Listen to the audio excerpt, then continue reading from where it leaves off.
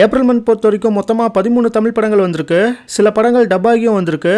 April 3 Kalidas 2, leader, நீலிரா, கார்மினி செல்வம் இந்த படங்கள் கூடவே பைக்கர்னு ஒரு படமாக தமிழ் டப்பிங்லையும் விட்டாங்க. இதில் எந்த ஒரு மூவியும் பெரிய பர்ஃபார்மன்ஸாக பாக்ஸ் ஆஃபீஸில் கொடுக்கல. ஏப்ரல் 10 LIK TN 2026 மனிதன் தெய்வமாகலாம்னு மொத்தமாக 3 படங்கள் வந்தது. இதில் மனிதன் தெய்வமாகலாம் ஒரு பெரிய ஃப்ளாப் மூவி. LIK பிரதீப்போட முந்தைய படங்கள் அளவுக்கு ஒரு பர்ஃபார்மன்ஸாக பாக்ஸ் ஆஃபீஸில் கொடுக்கல.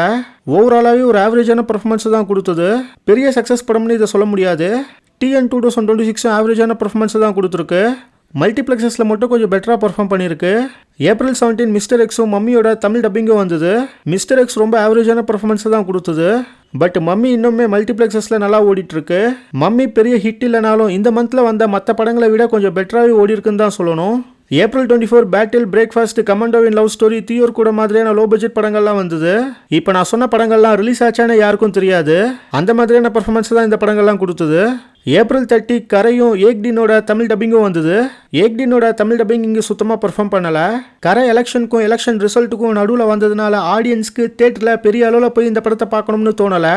ஒரு ஹாலிடே வீக்கெண்டில் இந்த படமாக ரிலீஸ் ஆனாலும் ஒரு ராங்கான ரிலீஸ் டேட் மாதிரி தான் எனக்கு ஃபீல் ஆச்சு. வேறு டேட்டில் கரை வந்திருந்தா இதை விட கொஞ்சம் பெட்டரான பர்ஃபார்மன்ஸை கொடுத்துருக்குங்கிறது என்னோட ஒப்பீனியன். பட் இப்போ ஒரு ஓகேவான பர்ஃபார்மன்ஸ் தான் கொடுத்துருக்கு. ஏப்ரல் மந்த் பொறுத்த வரைக்கும் தேட்டர் ஓனர் டிஸ்ட்ரிபியூட்டருக்குலாம் பெரிய ப்ராஃபிட்னு சொல்கிற மாதிரி எந்த ஒரு படமும் வரலன்னு தான் சொல்லணும். மே மந்த் எப்படி இருக்க போகுதுங்கிறத வெயிட் பண்ணி பார்க்கலாம். பூஜா ஹெக்டே ஜனநாயகன் டைமில் விஜய் CM ஆவார்னு கெஸ் பண்ண ஒரு வீடியோ இப்போ சோஷியல் மீடியாஸில் செம வைரல். நம்ம சூர்யாவோட கருப்பு சென்சாரில் US சர்டிஃபிகேட் வந்திருக்கு. கவுண்டவுன் போஸ்டர்ஸும் இப்போ விட ஸ்டார்ட் பண்ணிட்டாங்க. நியூ கவர்மெண்ட் வந்ததுக்கு அடுத்து வரப்போகிற ஃபஸ்ட்டு பெரிய படம் இந்த கருப்பு தான். ஸோ 9 AM இல்லாமல் கொஞ்சம் ஏர்லியாகவே இந்த படத்தோட ஷோஸ் தமிழ்நாட்டில் ஸ்டார்ட் ஆகுமான்னு வெயிட் பண்ணி பார்க்கலாம்.